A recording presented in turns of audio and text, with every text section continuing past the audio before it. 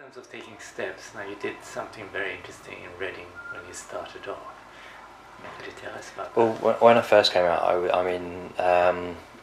I first came out when I was 16, and I had a pen friend in London who I'd been writing to, but what I didn't know was that this guy was actually a convicted paedophile, and that he was befriending. It was grooming by letter, right? I mean, we have grooming by email these days, but and I was groomed, invited to an event in London, which I came up to, and I think the whole purpose of that event was to basically get me drunk and take advantage of me, and that was a horrible experience.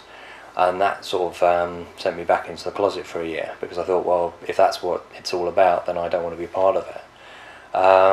And luckily I went back to Reading, got involved in the student movement and was involved in the National Union of Students. And through them, and working with peers, actually came in contact with other gay people and found out that, well, that's not what being gay is about, that's what abuse is.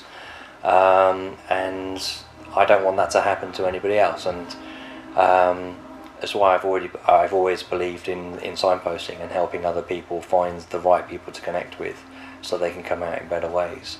I think, as a young person back then, I had a lot of questions, and if I'd had a good education through schooling and so on like that, in terms of sex education and advice, information available, then I could have gone a different route. And do you actually advise people now? You say a Green Man? I work at the Green Man Community Centre in Strawberry Vale in East Finchley. At the moment, that's not really an advice position. I mean, I'm centre manager, but it's fulfilling my dream was always to run a community centre and enable other people to provide services and sort of come together. I just love the whole sort of community concept of people working together for the benefit of each other. And to me, that's the heart and soul of what a community centre is all about, is providing spaces where people can come and be involved at whatever level they're comfortable with, to do things for the better for themselves and their fellow human beings. Strawberry Vale is an interesting place because there's 300 local houses with about 800 local residents. It's not, it's quite impoverished. So there's a lot of hardship on the estate, but what you have got there is quite a close-knit community, and it's quite inspiring to sort of meet some of the characters from there in terms of the people who are the current management committee. They've lived for 30 years in an area, the most middle-aged to elderly women, but they've got this bond and this spirit where they're working together for the benefit of the whole community, and I'm honoured to be part of that at the moment. It's a lot of work, so yeah. What things are important in your life? The most important things are happiness and other people's happiness, being able to do what you want to do without people pointing fingers or interfering. I think that also comes from my South African background, I think, and Mark. Okay. the mayor of Soho. Yeah, so some people call me the mayor of Soho, but that's not a title I want at all, because it's not about me, and I think sometimes we glorify individuals, and that takes away from everybody else who's been involved in everything we've been doing. So I had the idea for the vigil, but I didn't make it happen. The people of London made that vigil happen, the 10,000 people who that day got up and came to the vigil. And that's not a role I'm looking for myself, because I'm not, although I sometimes come across as a very public person, I'm not really a public person. I'd rather do things quietly and just make things happen and help other people to make things happen as well. So I think you can get a lot more achieved that way. Now that you've got this accolade, so to speak, did you find that there was a change of responsibilities? Were there different pressures? There are pressures involved in it. I think most of the time I put that to one side, because I think initially it's getting over the fear factor of getting involved, in the sense of when I first a year ago when I put the idea online and said, right, I'm organising a vigil for Ian Bainham.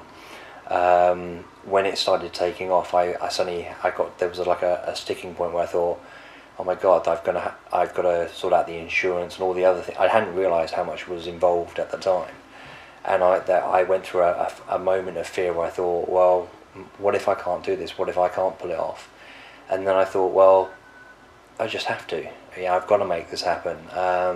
And challenge myself on that, and sort of overcame that fear within myself, and then it dawned on me that everybody goes through that fear stage, and what we're really trying to find out is how do you help other people through that fear stage, because if we could get everybody to cross that line and suddenly be switched on and doing things within their own communities, then the world will be a much better place, and that's what I'm aiming for. And that's why when the way we organise things, again going back to the organic side of things, is we have public meetings. Everyone comes along. Everyone has their say in how things can happen and an opportunity to be involved. Because in that process, they are themselves learning what it is like to become a decision maker, to learn the skills of stewarding, engaging with other people, and that's what it's all about, is sharing those skills out. I'm not always the best person at doing that, because I think everybody has their ways, and sometimes I hold on too tightly, and other times I let go too quickly. But it's sort of finding the balance of working with other people. So that's where you come in, to help to find the balance? Oh, there are lots of other people that come in and help find the balance. I think I help a little bit in the very beginning with the idea, but I think the responsibility of finding the balance and the help comes from a good network of I'd say 5 or 10 very strong people who give a lot of their time and a lot of help to find balance and find the end result. And it's skills and experience as well. I mean, Trevor Edwards, who's been our chief steward for the last 2 years, has worked for Pride. So he does. I mean, this year he did Bride and Pride. He organised London Pride. He puts untold hours into organising the parades. Right? And I think that sometimes the community doesn't even recognise the fact that there are people like him in the community who are doing so much hard work, and who also get so much grief, in the sense of, because people don't comprehend really the amount of work that how he pulls off that parade, how he looks at the risk assessments, the liaising with the councils and the police, and pulling all the volunteers together, making sure they're trained. So he's been a valuable source of information and support to us. And in turn, he knows people with experience who he's pulled in to help us as well. Emma Hands from Pride London has given us so much support, and it's through her that we've made contact with Stuart Milk, and so he's coming over to speak at this year's vigil. So we're looking forward to that, and that's just amazing because last year we were talking about Harvey Milk, and we were talking about his legacy of hope, and now to have his nephew coming over and speaking at our vigil, that gives me even more hope, because it's like, wow, if an ordinary person like me can achieve something like this and get people like that to come to our events, then what more could we do in the community? It's just like a chain reaction of, this will inspire other people. And I think the vigil last year it sort of touched so many people in so many different ways. We went to the Queer Youth Network, and they did a video called I think it's Walking on Eggshells, and it was the first one that had covered not just homophobic hate crime but also transphobic issues as well, and transgender issues. And they had shots of the vigil during their film, and I felt quite honoured by the fact that they'd included the vigil in that. But it also showed that it had inspired another generation of people to engage and sort of take on board some of the messages we're passing over, and that's where the vigil works. It brings everybody together. What's your Facebook name?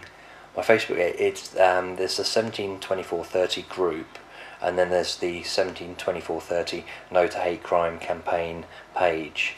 The group's more intimate in the sense that it's more people who regularly support us, and when we need stuff, we put calls out for, if we need lighting or equipment, we'll put a request out through that network. whereas the campaign is more open in the sense that it's just a way of sharing what we're doing so that other people can get involved and hopefully making connections with people more around the world.